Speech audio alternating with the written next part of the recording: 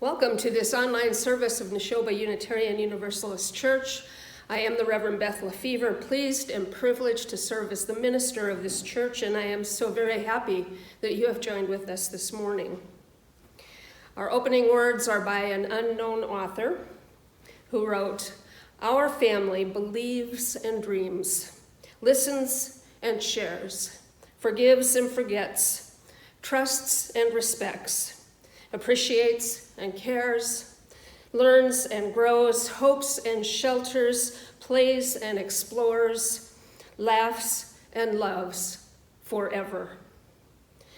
Let us now join our church family in worship. And Elaine Orland will light our chalice. I am Elaine Orland. Welcome to Neshoba Church. If you wish, join me in the lighting of your chalice as I light ours.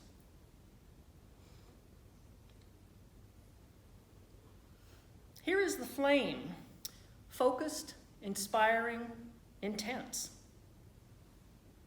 Here is the wick, receptive, humble, and stable. Sometimes I'm the flame. Sometimes I'm the wick. May I seek to always be both inspiring to others and open to learning from others. May I connect with all human siblings with a light that ignites joy, hope, and harmony, while dispelling discord and darkness, both in others and especially in myself.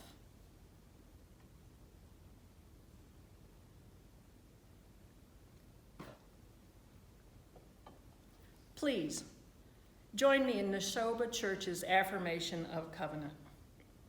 Love is the doctrine of this church. The quest for truth is our sacrament, and service is our prayer. To dwell together in peace, to seek knowledge in freedom, to serve human need, to the end that all souls grow into harmony with the divine. Thus do we covenant with each other and with God. Nana Akua Goes to School by Tricia, Elam Walker, and April Harrison. It's circle time, Zura's favorite time of the day. She scoots to a spot next to Theodore and crisscrosses her legs on the rainbow-shaped rug. "Ready, set," Mr. Dawson says, looking at the children over his glasses. "You bet," they respond, and quiet right down. "Next Monday is a very important day," Mr. Dawson continues. "Each of you will bring your grandparents to school so they can share what makes them special." "Yay, Grandparents' Day!" shouts Alejo without raising his hand. "My abuelo is the best fisherman in the world, and he can explain how to catch the biggest fish."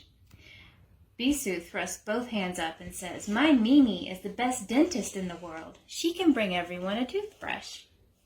All the children chime in, their voices leaping over each other, to tell what's best about their grandparents. "Inside voices, please," Mr. Dawson says. "What do yours do?" Theodore whispers to Zura, but Zura just shrugs. When Zura's papa brings her home from school, Nana Akua, her favorite person in the whole universe, is peeling potatoes for dinner. Although Nana's feet don't even reach the floor, she seems as tall as a giant playground slide. Maybe that's because she's filled to the brim with stories about growing up in West Africa, where people carve statues out of wood, trees drip with mangoes, and crayon-colored outdoor markets sell everything you can imagine. Nana puts down the peeler and gives Zura one of her big hugs, the kind that wrap around you like a sweater. "Grandparents' Day is next week," she says. "Maybe you can help me decide what to talk about." Zura stares down at the floor. Zura's mommy knows Grandparents' Day, too. Her smile is as bright as a sunbeam. "How about if Papa plays the djembe drums while Nana talks to your classmates?" she suggests, coming over to help Nana. Zura frowns and thinks about the last time she and Nana went to the park. Nana pushed her high to the sky on the swings, and Zura was almost flying. But on their way home, a little boy pointed at Nana, and Zura heard him say to his mother, "That lady looks scary." And the very next day, a server in the little tea house stared so hard at Nana, she forgot to bring them sugar cookies with their tea. This is because Nana Akua looks different. When she was young, her parents followed an old African tradition. They put marks on her face to show which tribal family she belonged to, and to represent beauty and confidence. Those marks never wash off, and they never go away. Zura looks at her Nana, holding back tears that weighed in the corners of her eyes. Nana Akua puts down her potato, takes Zura's hand, and says, "My precious girl, why such a sad face?" It feels hard to explain, but Zura wants to try. She swallows and takes a deep breath. "What if someone at school laughs at you or acts mean?" she asks quietly. Nana Akua thinks for a moment. "I have an idea," she says. "Get out, Evan," and puts Zura's arm through hers. Together they walk down the hall to Zura's room. Nana points to the bed. "How about we bring your favorite quilt to class?" These quilt patterns come from another long-ago tradition. Even though they are not exactly the same as the marks on my face, they can help explain them. What do you think? Zura traces some of the designs she loves with her fingers. When Nana Akua first made the quilt for Zura, she explained that the patterns were Edinkara, symbols of the Elam people of Ghana. The symbols represent more than 50 important qualities, like wisdom and creativity. Zura wishes the marks were only on the quilt and not on Nana Akua's face. Still, she says, "Okay, we can bring it." On Grandparents' Day, Zura wears one of her African dresses sewn by Nana, and Nana Akua looks especially regal in her bright patterned kaba, with matching skirt and head wrap.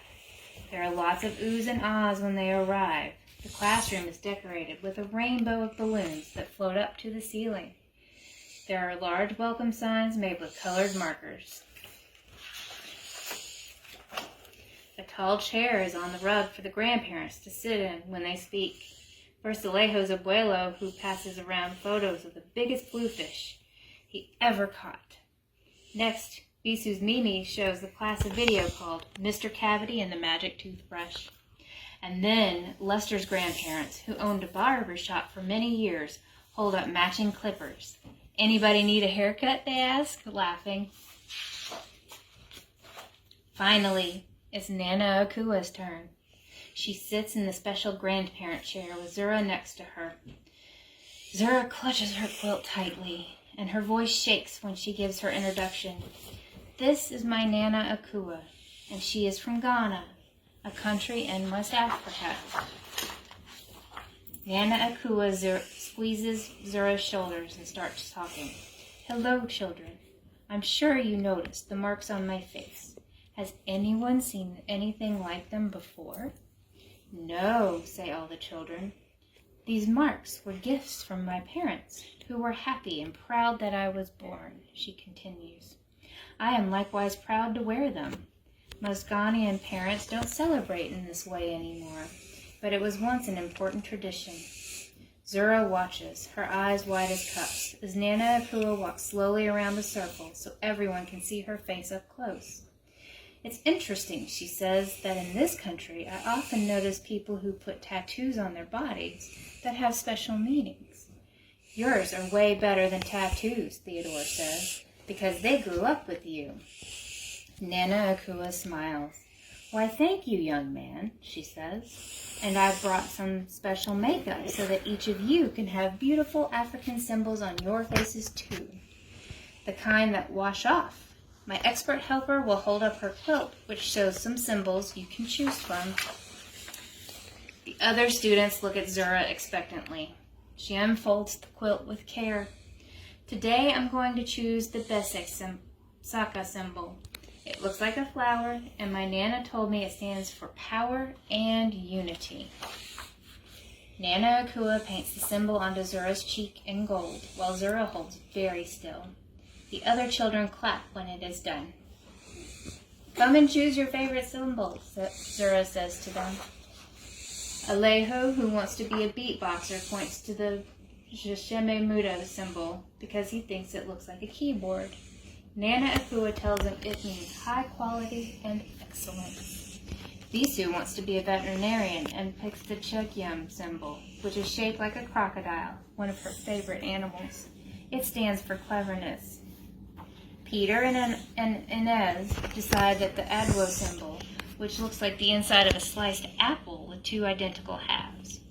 Twins, like us, Peter says. Nana says the symbol means peace and quiet. Like Mommy and Daddy say we never give them, Inez shouts. Nana Akua paints and paints until every child has their own design. The other grandparents choose symbols for themselves, too. Zura's face glows as she watches Nana Akua fold up her quilt to go home.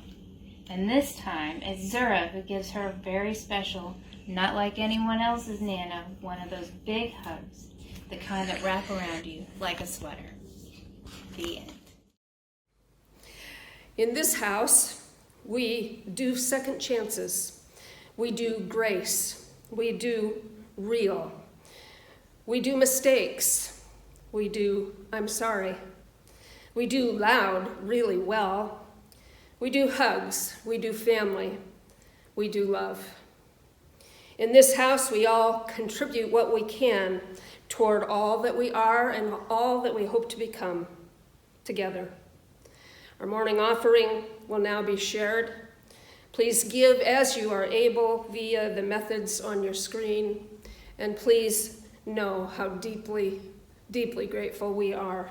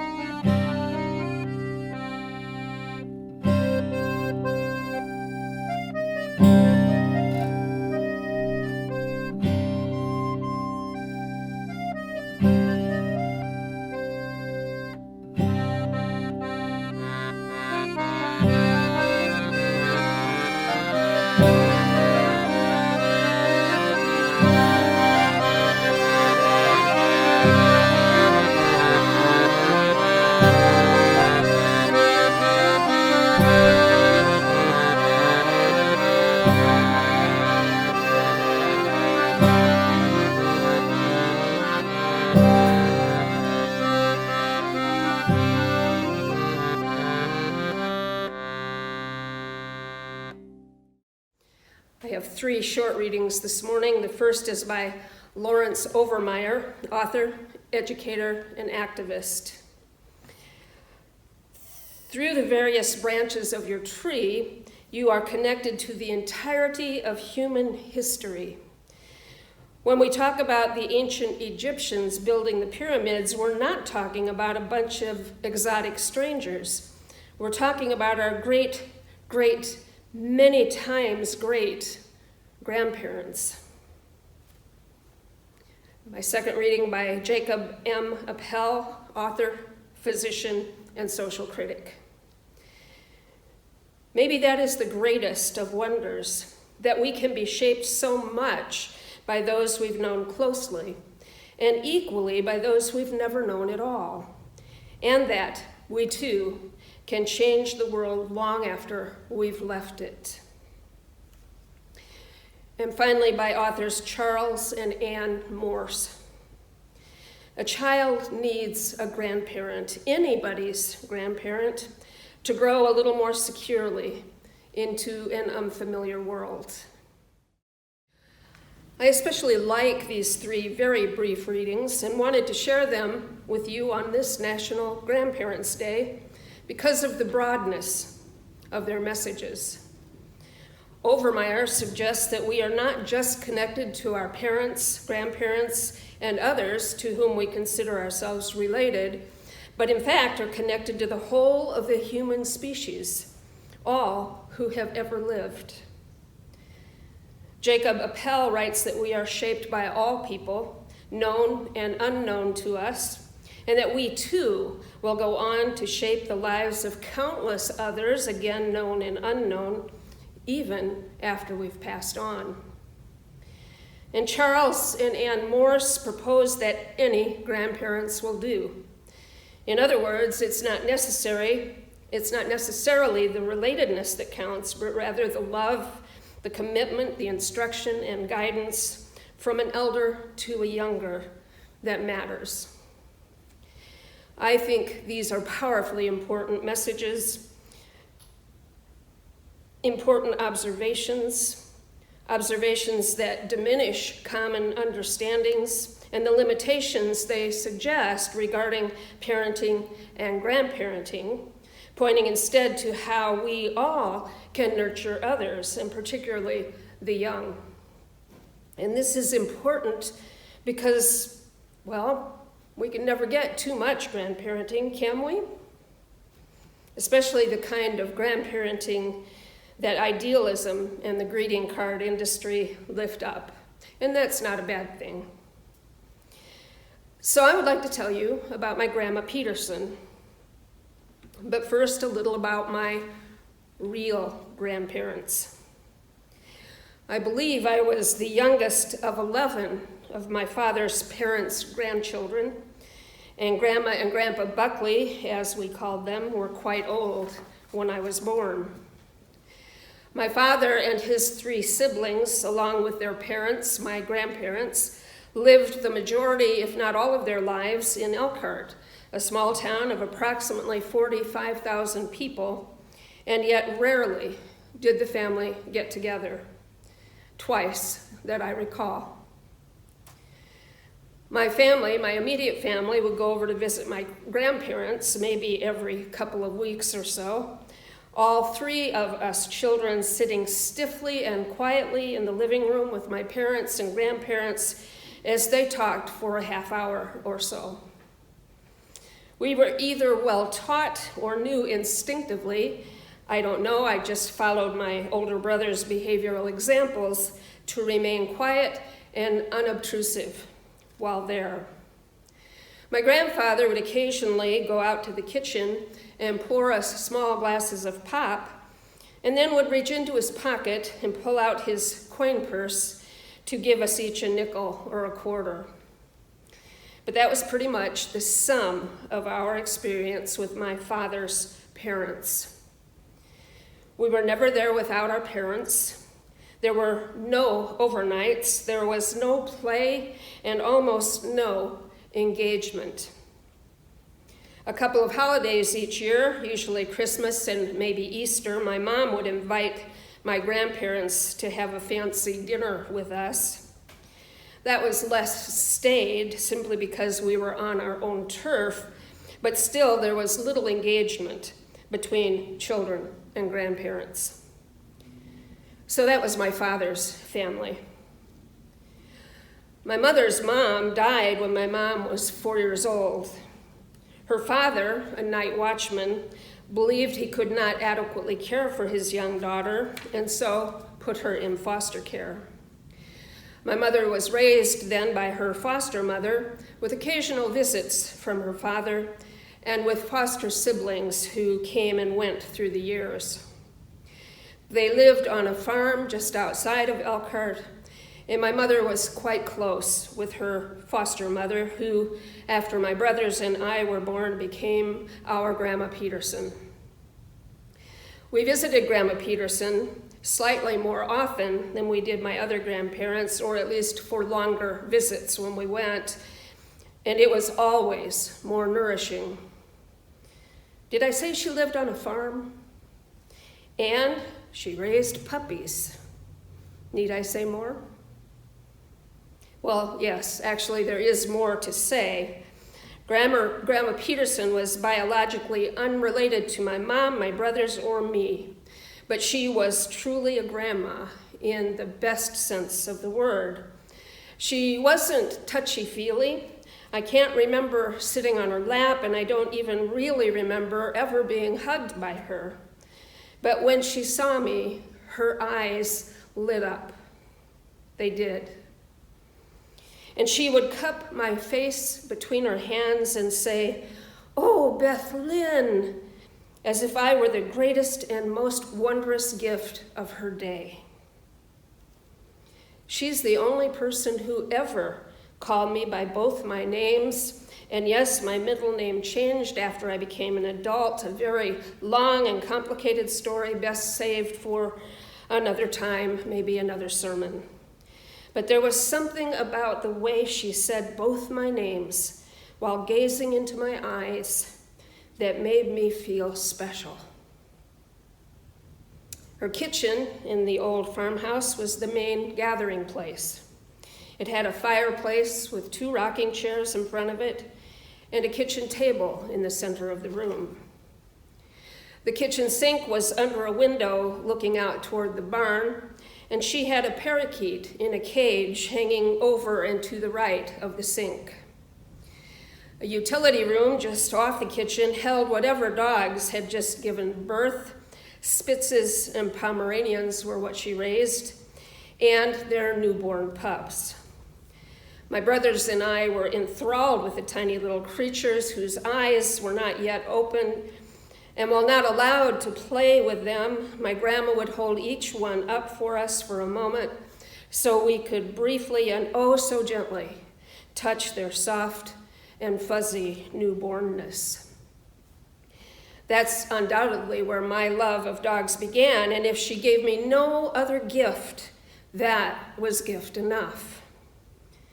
But she did give me another gift, the lighting up of her eyes and the saying of my name as she greeted me. That few seconds with her that belonged to me and me alone and told me I mattered, an irreplaceable gift. There was no Grandpa Peterson in the picture. My grandma was married to Ralph. I believe he may have been her second husband, and he apparently had no desire to relate to my family in any way, leaving the house without a word as soon as we arrived. Even when I was young, I knew that was strange, but it didn't really matter. It was her warm and cozy kitchen, her puppies, the sense of joy and love that surrounded her when we were there. That's what mattered. It affected my life, and I will always be grateful, though she passed away when I was 14. She affected my life. And I guess I wanted to pay tribute to her, this kind foster mother to my own mother, this woman who took care of other people's children and then the children of their children. We did not see her often, maybe 4 or 5 times a year. And I have never talked with my brothers about her to see what kind of impact she had on their lives. But she surely mattered to mine. And that's what I want to say today about grandparents. It truly does not matter who they are or how they came to be in our lives. It does not matter if they are biologically related. It does not matter what they do for a living, though raising dogs is nice. It doesn't matter if you don't get to see them as often as you'd like, though social media allows at least a kind of connection now that didn't exist when I was young. But none of that matters. What matters is that their eyes light up when they see us and that they say our names. And that is something we can all do for one another. That is what the Morses meant when they wrote that a child needs a grandparent, anybody's grandparent, to grow a little more securely in an unfamiliar world. There remains in each of us, no matter how serious or adult or professional we become, a scrap of the child we once were. And there will always be moments in which the world feels a bit unfamiliar to us.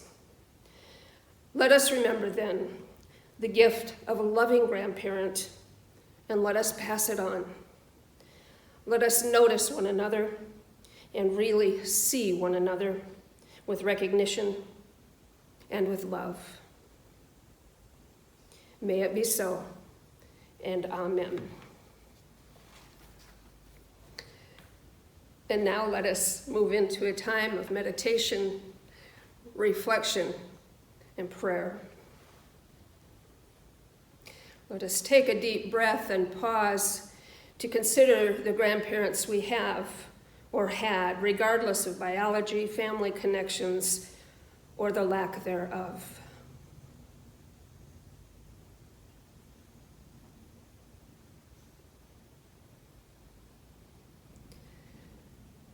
Let us pause for a moment to consider the grandparents we are, or were, or yet may be.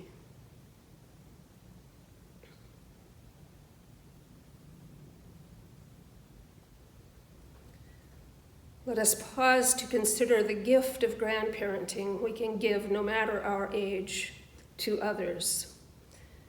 The gift of recognition, respect, guidance, and love.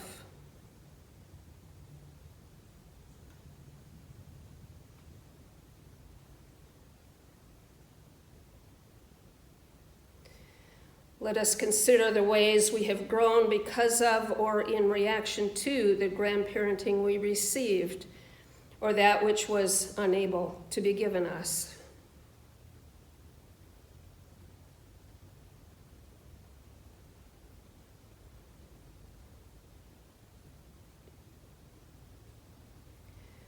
Let us consider all the generations which came before and those that will come after, all of which we are a part. And let us give thanks. Amen. And until next week, blessed, blessed be.